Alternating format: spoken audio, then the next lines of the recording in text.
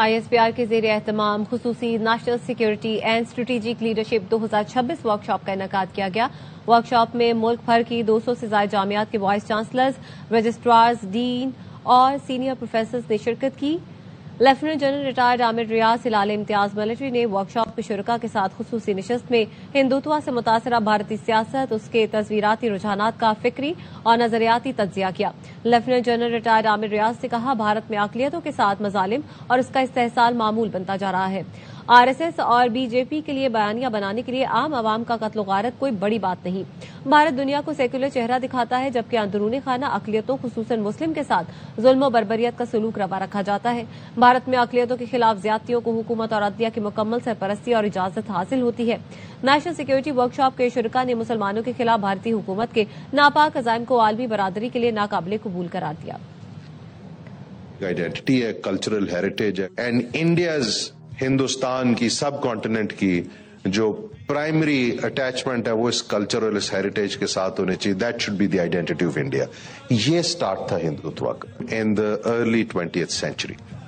And eventually an organization comes into being by the name of RSS. 1951 میں ایک party بنائی BJS، بھارتیہ جنا سنگھ۔ 1980 میں اس کا نام چینج کیا گیا BJP، Bharatiya Janata party. RSS کا کانسیپٹ تھا کہ جی ہمارا چونکہ کلچرل ہیریٹیج کا لنک ہندو ریلیجن کے ساتھ اینڈ ہندو ریلیجن کا انڈین اسٹیٹ کے ساتھ ہونا ہے، اس لیے جو بہت بڑے بڑے مسلمانوں کی چیزیں وہ کچھ اتنی بڑی ہیں کہ ان کو تو ڈسٹروائے نہیں کیا جا سکتا، ان کے نام بدلے جا سکتے ہیں یا ان کو جن کو ڈسٹروائے کیا جا سکتا ہے on one pretext or the other.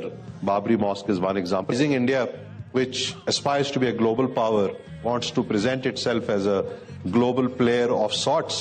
لیکن اندر صورتحال یہ ہے کہ it has to be a Hindu majoritarian state. بلکہ this paradox is now becoming a contradiction. This contradiction is now appearing to the rest of the world. اس کے اندر ان کی policing، ان کی civil administration is extremely biased now. وہ اگر مسلمان کو مارا جا رہا ہے تو ٹھیک ہے، سکھ کو مارا جا رہا ہے تو ٹھیک ہے، کرسچن کو مارا جا رہا ہے تو ٹھیک ہے، چرچ جلایا جا رہا ہے تو ٹھیک ہے، ماسک توڑی جا رہی ہے تو ٹھیک ہے۔ This has now become part of the judicial system. It has now permeated into their military system, into the selection of their senior leadership.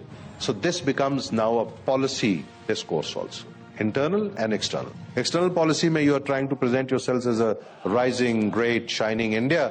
Internally, this is where you stand. It doesn't suit India in the long term. It is a recipe for disaster.